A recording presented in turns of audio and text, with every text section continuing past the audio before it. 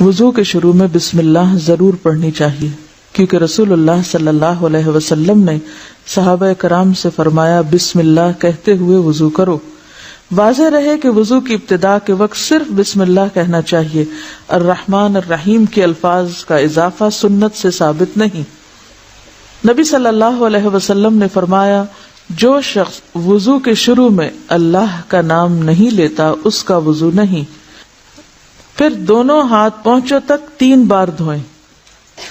ہاتھوں کو دھوتے وقت ہاتھوں کی انگلیوں کے درمیان خلال کریں، یعنی صرف اوپر سے نہیں دھوئیں بلکہ اندر کے حصوں کو بھی گیلا کریں، انگلیوں میں انگلی ڈال کے۔